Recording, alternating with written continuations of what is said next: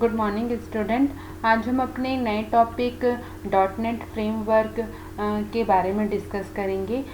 इस लेक्चर में मैं आप लोगों को हमारे डॉट नेट एप्लीकेशन से रिलेटेड जो भी इसके बेसिक डिटेल्स हैं, जो बेसिक कॉन्सेप्ट हैं, उनमें किस तरह की लाइब्रेरी फाइल्स वगैरह यूज़ की जाती हैं, क्या उसका बेसिक स्ट्रक्चर होता है, उसके बारे में बताऊंगी। जैसा कि हम जानते हैं कि डॉट नेट फ्रेमवर्क आजकल बहुत यूज़ किया जाता है। इस फ्रेमवर्क का यूज़ करके बहुत सारे एप्लीकेशंस, बहुत सारे सॉफ्टवेयर डिज़ाइन किए जाते हैं। तो आज हम इस फ्रेमवर्क के जो बेसिक स्ट्रक्चर्स हैं, जो इनके जो बेसिक कंपोनेंट्स हैं, जो इनके स्ट्रक्चर्स हैं, कंपोनेंट्स हैं, उनके बारे में डिस्कस करेंगे। तो डॉट नेट फ्रेमवर्क जो है मोस्टली इसका यूज़ सॉफ्टवेयर एप्लीकेशन को डिज़ाइन करने के लिए यूज़ किया जाता है। Dot net is a framework to develop software applications. It is designed and developed by the Microsoft and the first beta version released in 2000. जैसा मैंने कहा कि जो हमारा डॉट नेट फ्रेमवर्क है वो स्पेशली इसलिए बनाया गया है कि उससे मोस्टली सॉफ्टवेयर एप्लीकेशंस डेवलप किए जा सकें, और इनको बनाने वाली जो हमारी कंपनी है वो है माइक्रोसॉफ्ट।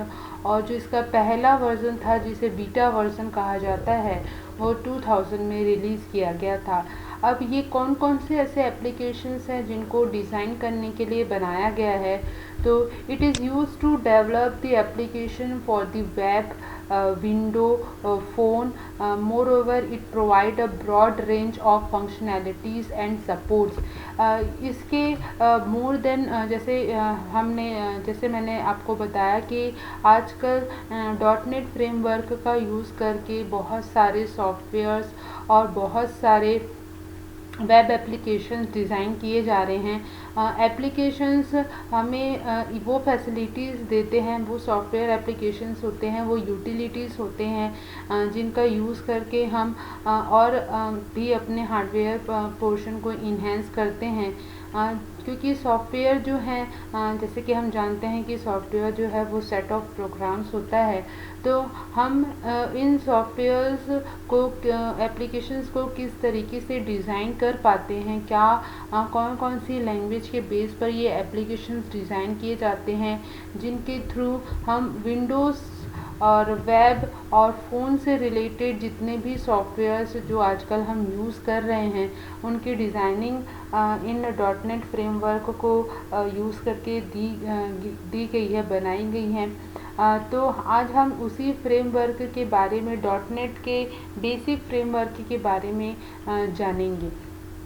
क्योंकि डॉट नेट फ्रेमवर्क की जो फैमिलीज़ हैं, जो ऐसे कंपोनेंट्स हैं, जो डेवलपर ने इन्हें बनाया है, उन्होंने इसमें इतनी फंक्शनैलिटीज़ और इतने फीचर्स इंक्लूड किए हैं जिससे हम एक बहुत अच्छा एप्लीकेशन मतलब यूज़र के रिक्वायरमेंट के अकॉर्डिंगली एक बेस्ट एप्लीकेशन डिज़ाइन कर सकते हैं। तो कोई भी एप्लीकेशन डिज़ाइन करने के लिए क्या लैंग्वेज और किस बेस लैंग्वेज की ज़रूरत होती है, उसके बारे में उसका बेस डिटेल लेना ज़्यादा ज़रूरी होता है।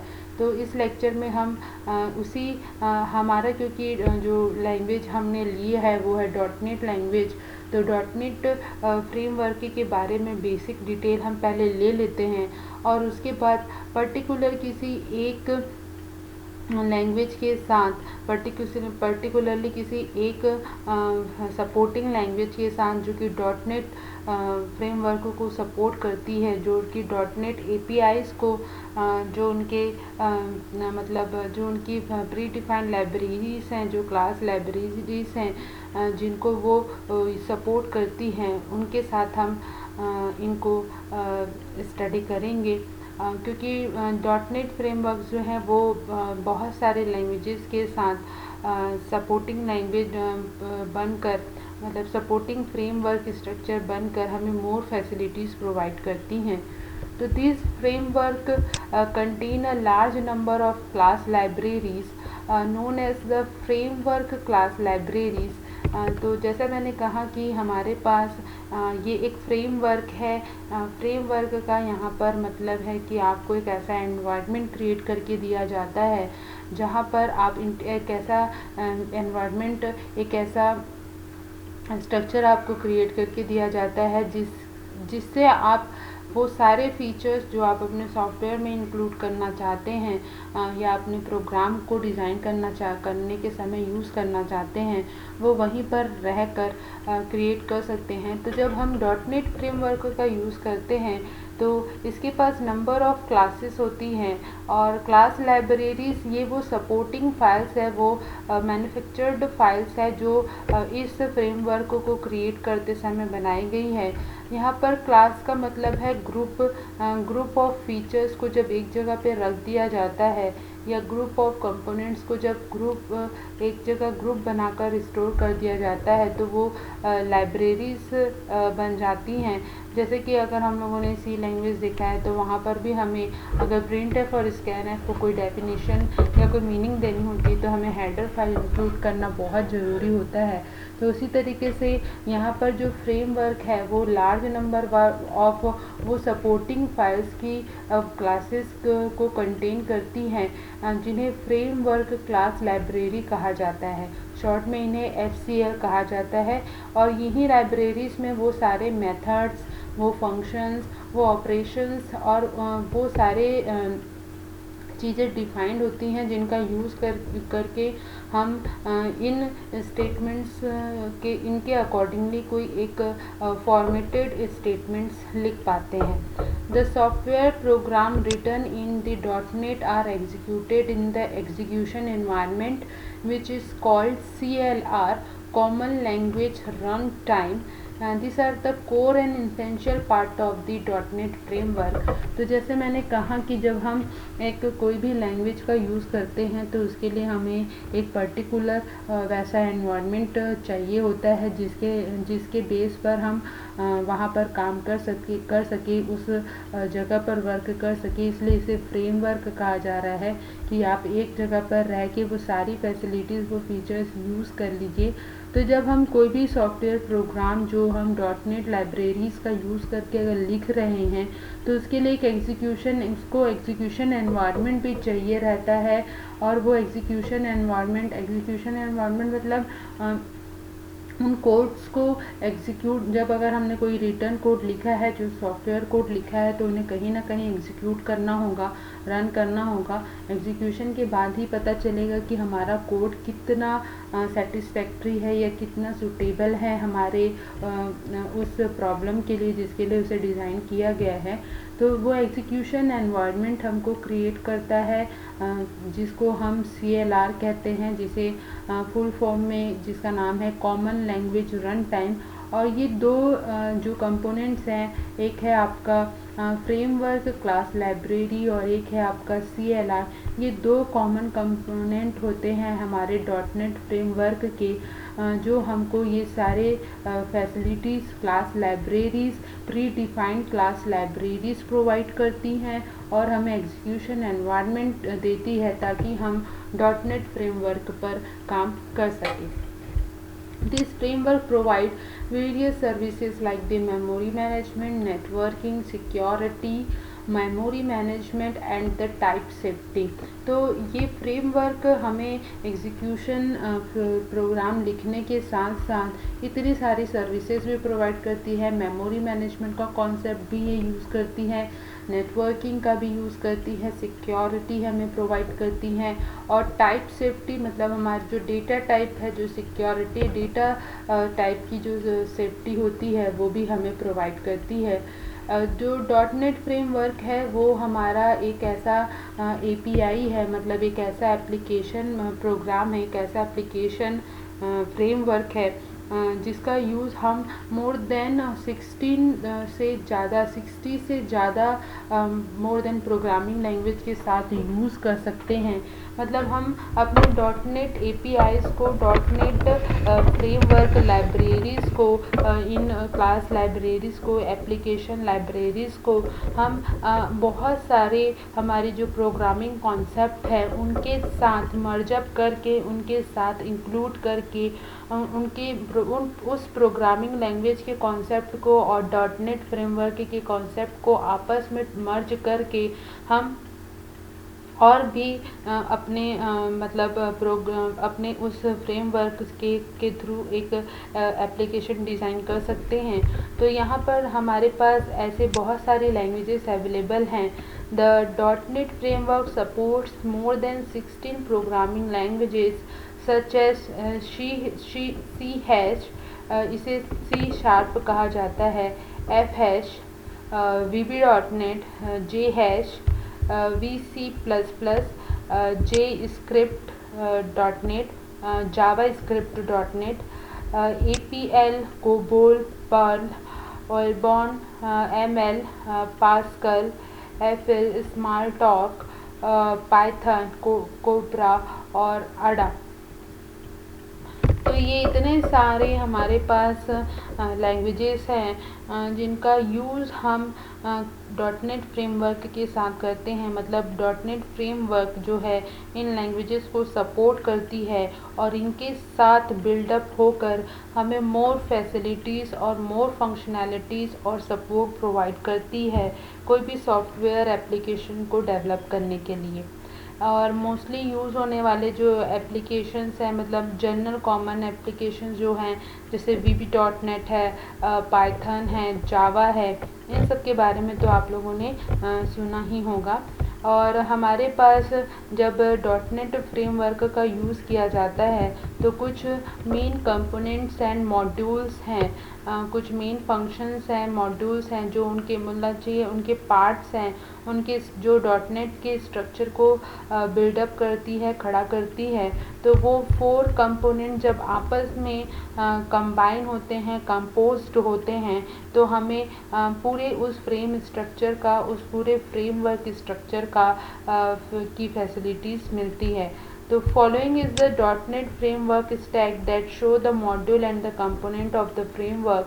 The .NET framework is composed of the 4 main components.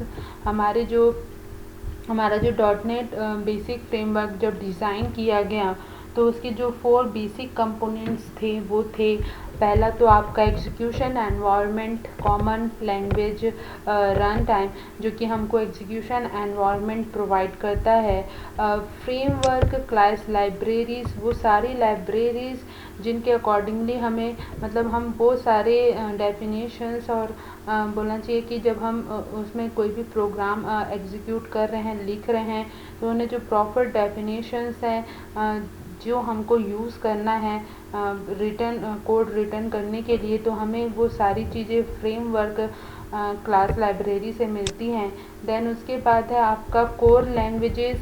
तो कोर लैंग्वेजेस हमारी जो इसकी बेसिक लैंग्वेजेस है, मतलब जिनके साथ इनको फर्स्ट टाइम इंट्रोड्यूस किया गया था, जब फर्स्ट टाइम इनको जब इनका डेवलपमेंट हुआ था तो उनके लिए जो बेस लैंग्वेज जब पिकअप की गई थी उस समय इंट्रोड्यूस करने के लिए इन .NET APIs को जिन लैंग्वेज के साथ, या बोलना चाहिए कि इन .NET फ्रेमवर्क APIs को, लाइब्रेरीज़ को जिन लैंग्वेज के साथ फर्स्ट टाइम इंट्रोड्यूस किया गया था वो है WinForm, ASP.NET एंड ADO.NET। इन सारी लैंग्वेजेस का मतलब इन कोर लैंग्वेजेस का यूज़ करके इन्हें फर्स्ट टाइम इंट्रोड्यूस किया गया था। और अदर मॉड्यूल्स हैं, अदर मॉड्यूल्स में हमारे लिस्ट ऑफ मॉड्यूल्स यहाँ पे मौजूद है। देखिए WCF, WPF, WF, card space, LINQ, entity framework, parallel LINQ, task parallel library and extra. तो ये अभी हमारे बेसिक कंपोनेंट्स हैं जो कि हमारे एक .NET फ्रेमवर्क में कंपोज्ड करके को आपस में कंपोज करके, मतलब सारे एक साथ टुगेदर्ड होकर हमें .NET framework library .NET framework का की फैसिलिटीज़ प्रोवाइड करते हैं। यहाँ पे देखिए एक डायग्राम मैंने ऐड किया है। इस डायग्राम में इन सारे कंपोनेंट्स की को स्ट्रक्चर वाइज, सीरियली वाइज यहाँ पर बताया गया है, जिसमें से सबसे पहले आपका जो पहला पोर्शन है, और यहाँ पे देखिए बायनरी साइड टू में ईयर बाय ईयर जब ये इंट्रोड्यूस किया गया है, ईयर बाय ईयर जब ये लाया गया है, जैसे जैसे इसमें इंट्रोड्यूस किया गया है उस हिसाब से यहाँ पर उन्हें रखा गया है। सबसे पहले हमारा .NET फ्रेमवर्क 2.0 2005 में आया था। तब हमारे जो बेसिक कंपोनेंट्स थे वो थे हमारे common language run times, then framework class library, win forms, ASP.NET और ADO.NET। ये हमारी कोर लैंग्वेजेस के साथ हमारे इतने मॉड्यूल को क्या किया गया था, डिफ़ाइन किया गया था। देन थोड़ा सा अपडेशन हुआ, हर कोई लैंग्वेज में कोई ना कोई अपडेशन होता ही रहता है और ये मस्ट भी है। मोर फैसिलिटेट होने के लिए, मोर फंक्शनैलिटी यूज़ करने के लिए कोई भी एप्लीकेशन को अपडेट होना बहुत ज़रूरी होता है। तो जब 2006 में 3.0 इंट्रोड्यूस किया गया, तब उसमें WPF, WCF, WF, card space, इस टाइप की फैसिलिटीज़ या बोलना चाहिए ये उनके कंपोनेंट्स जो है वो एडअप किए गए।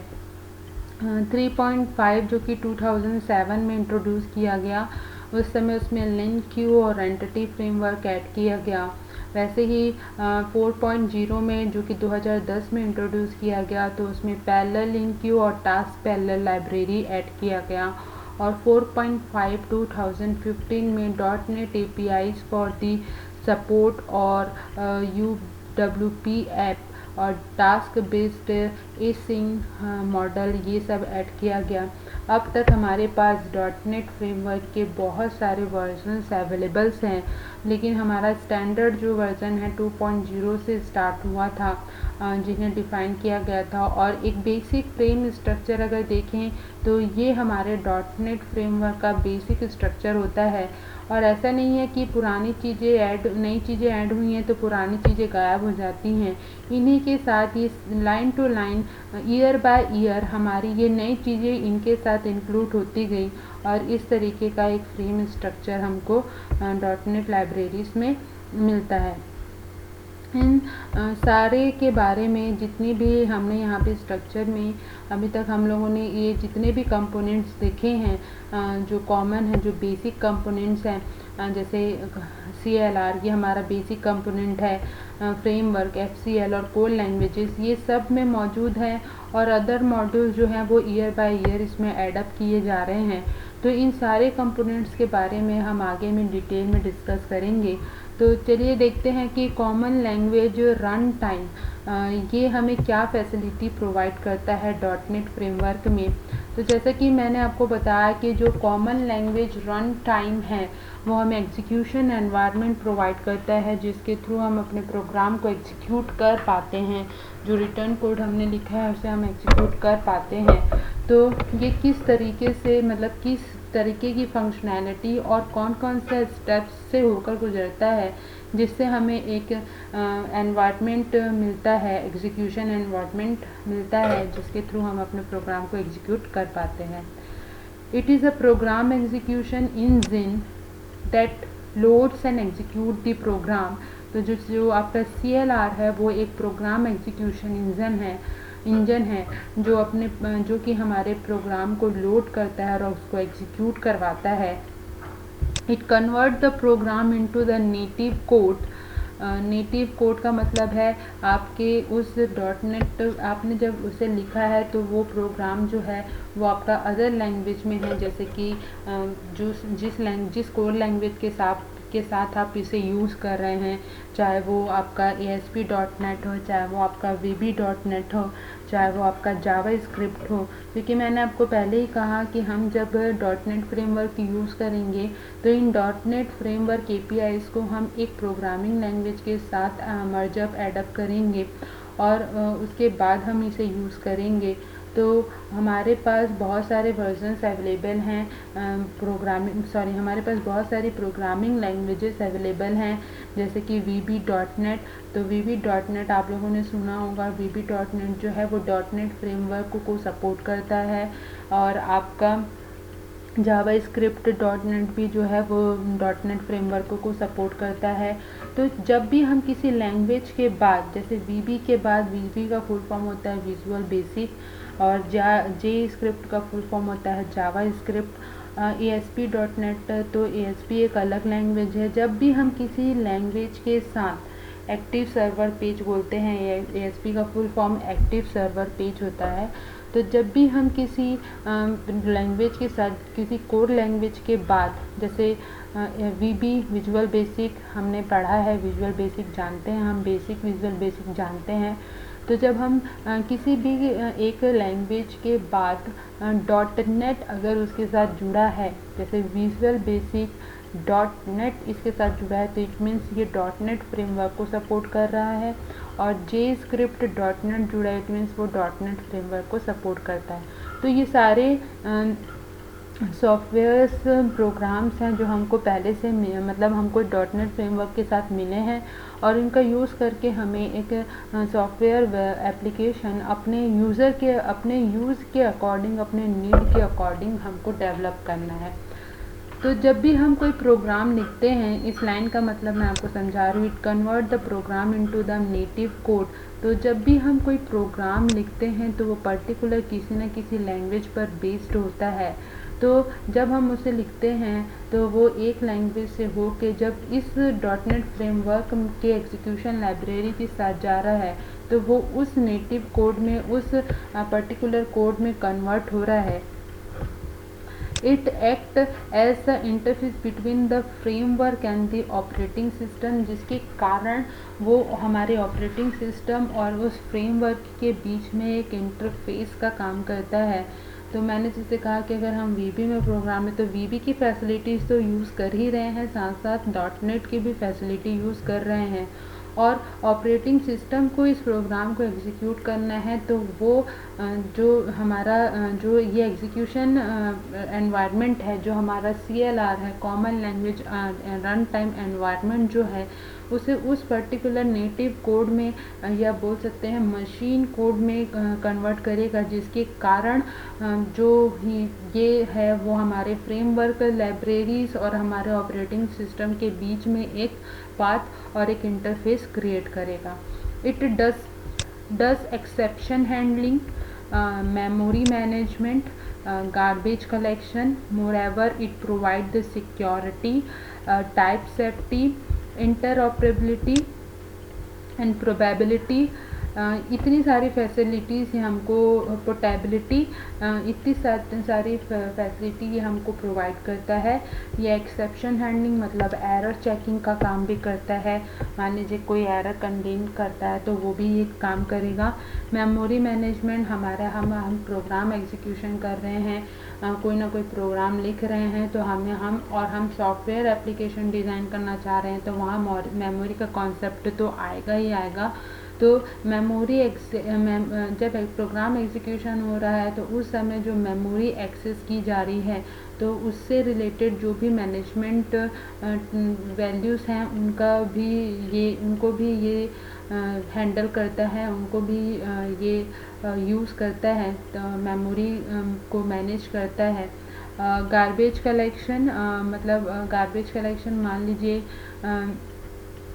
कि गार्बेज मतलब आपकी कोई भी गार्बेज अनसेटिस्फाइड वैल्यू को एक्सेस करने से, अनवैल्यूबल वैल्यू को एक्सेस करने से रोकेगा।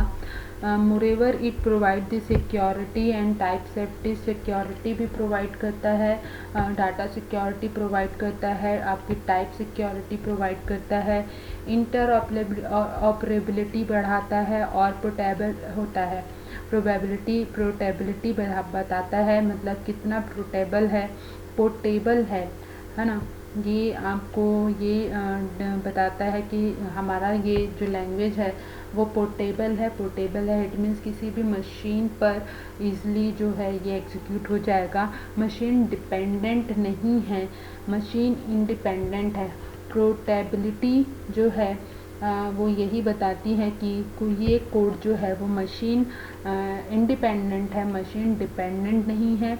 और इंटर ऑपरेबिलिटी मतलब आपस में सारे कंपोनेंट्स को आपस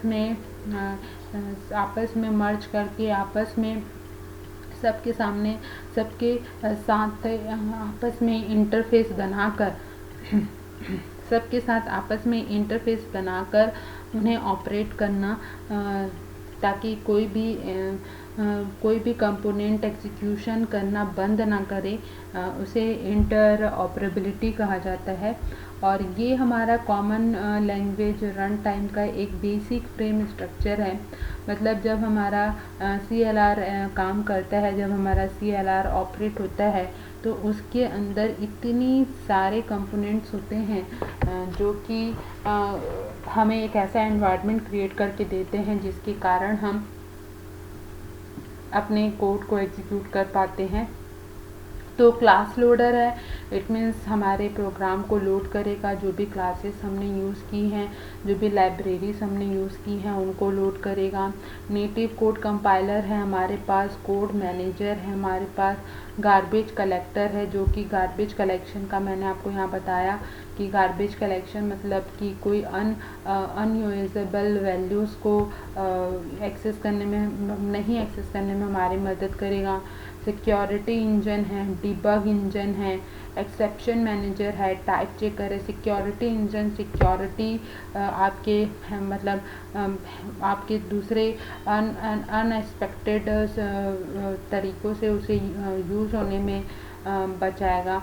डिबगिंग मतलब आपका वही एरर चेकिंग है, आपके कोड को डिबग करेगा और ये बताएगा कि कहाँ पे एरर है कि नहीं है। एक्सेप्शन मैनेजर है, मेमोरी से रिलेटेड कोई एरर अगर क्रिएट हो रहा है तो वो एक्सेप्शन मैनेजर यूज़ करेगा। टाइप चेकर है, थ्रेड सपोर्ट है, COMS मार्शल है, बेस क्लास लाइब्रेरीज हैं। तो ये सब जो है मैं अभी आपको ये एक बेसिक स्ट्रक्चर बता रही हूँ। और ये CLR के जितने भी कॉमन कंपोनेंट्स हैं, ये जितने भी कंपोनेंट्स हैं, इनके बारे में हम आगे में और डिस्कस करेंगे। तो अभी मैंने आप लोगों को जो CLR के बारे में बताया कि CLR क्या करता है, किस तरीके से काम करता है, हमारे प्रोग्राम को नेटिव कोड में कन्वर्ट करता है, फ्रेमवर्क और ऑपरेटिंग सिस्टम के बीच में एक इंटरफेस क्रिएट करता है, हमें एक्सेप्शन हैंडलिंग से बचाता है, मेमोरी मैनेजमेंट करता है, गार्बेज कलेक्शन करता है, सिक्योरिटी प्रोवाइड करता है, टाइप सेफ्टी देता है, इंटर ऑपरेबिलिटी देता है और पोर्टेबिलिटी देता है, जिसके कारण हम ईज़िली एग्जीक्यूशन अपने प्रोग्राम का कर पाते हैं। और हमारे जितने भी CLR कंपोनेंट है, ये जितने भी CLR कंपोनेंट है, इसके बारे में हम नेक्स्ट लेक्चर में डिस्कस करेंगे, जिसमें मैं आप लोगों को CLR के जितने भी कंपोनेंट्स हैं उसके बारे में डिटेल में बताऊंगी। इसके बाद हमारा नेक्स्ट है FCL। तो यहाँ आप देख रहे होंगे हमने FCL का भी मैंने एक डायग्राम बनाया हुआ है। तो ये FCL के कंपोनेंट हैं। FCL हमारा जो फ्रेमवर्क क्लास लाइब्रेरी है, तो ये कौन कौन सी लाइब्रेरीज क्लास लाइब्रेरीज हमको देता है जिनके कारण हम अपना एप्लीकेशन बिल्ड करने में मदद लेते हैं। जैसे कि मैंने आपको बताया कि जब हम C लैंग्वेज में भी अगर printf और scanf का यूज़ करते हैं तो हमें printf scanf को कोई ना कोई प्री डिफाइंड मीनिंग प्रोवाइड करनी होती है, तो हम उसके लिए हेडर फाइल्स इंक्लूड करते हैं। तो उसी तरीके से यहाँ पर अगर हम कोई प्री डिफाइंड फंक्शन का या कोई प्री डिफाइंड मेथड्स का या कोई कीवर्ड का अगर यूज़ कर रहे हैं तो उन्हें कहाँ से एग्जीक्यूशन मिलेगा, कहाँ से वो डेफिनेशन मिलेगा, उसके लिए हमारे पास लिस्ट ऑफ क्लास लाइब्रेरीज हर एक फंक्शन हर एक कंपोनेंट के लिए यहाँ पे दी गई है। तो यहाँ पर फ्रेमवर्क लाइब्रेरी जो है वो हमें ये सारी चीज़ प्रोवाइड करने में मतलब उनकी डेफिनेशन प्रोवाइड करने में हमारी मदद करती है। तो इसके बारे में भी, इनके सारे कंपोनेंट के बारे में भी हम डीप में डिस्कस करेंगे नेक्स्ट लेक्चर में। अभी हम यहाँ पर सिर्फ इसका ओवरव्यू देख रहे हैं। तो जो FCL है, framework class library, it is a standard library that is the collection of the thousand of the classes and use to build up an application. जैसे मैंने कहा कि हमारे पास नंबर ऑफ क्लासेस अवेलेबल होती हैं जो हमें एप्लीकेशंस को बिल्ड करने में, बनाने में मदद करती है। The BCL base class library, the BCL is the core of the FCL and provide the basic functionality. तो ये जो BCL है, ये पूरा ये BCL देखिए, इस डायग्राम में आपको लेयर बाय लेयर दिख रहा होगा। तो पहला लेयर जो है, जो कि पिंक सरफेस में है, दिख रहा होगा आप लोगों को, जो पिंक सरफेस में है वो हमारी बेस क्लास लाइब्रेरीज़ हैं। और उन बेस क्लास लाइब्रेरीज़ में भी हमारे पास अलग अलग लेयर्स में हमारे पास list of class libraries availables हैं, 1000 ऑफ द क्लासेस अवेलेबल्स हैं, जो कि हमको एक एप्लीकेशन बिल्ड करने में, जब हम एप्लीकेशन बनाते हैं, जब हम कोई कोड लिखते हैं, तो यही सारी लाइब्रेरीज़ हैं जो हमें उन मेथड्स को, उन फंक्शंस को, उन कीवर्ड्स को यूज़ करने में, उनकी डेफिनेशंस को एक्सेस करने में, उनकी डेफिनेशन को यूज़ करने में हमारी मदद करती हैं। तो ये हमारी बेस क्लास लाइब्रेरी जो हमारे FCL का मेजर कंपोनेंट होता है। तो इन सारे कंपोनेंट के बारे में भी हम डीप में डिस्कस करेंगे, लेकिन इस लेक्चर में बस इतना ही हम डिस्कस करेंगे। इसके नेक्स्ट लेक्चर में मैं आप लोगों को हमारे और भी जो कंपोनेंट है, अभी मैंने आप लोगों को अभी फ्रेमवर्क के जो बेसिक कंपोनेंट हैं, हमारे 4 कंपोनेंट, हम उसके बारे में डिस्कस कर रहे हैं। तो पहले मैंने आप लोगों को CLR के बारे में बताया, उसके बाद हम फ्रेमवर्क क्लास लाइब्रेरी कैसी होती है, कौन कौन से कंपोनेंट्स उसमें होते हैं, उसके बाद हम कोर लैंग्वेज पर डिस्कस करेंगे, देन अदर मॉड्यूल्स पर डिस्कस करेंगे, और इसके बाद फिर हम CLR और FCL की जो और कंपोनेंट्स है, जो इन दोनों के कंपोनेंट्स हैं, उनके बारे में डिस्कस करेंगे। तो इसका आप लोग एक स्क्रीनशॉट ले लीजिए।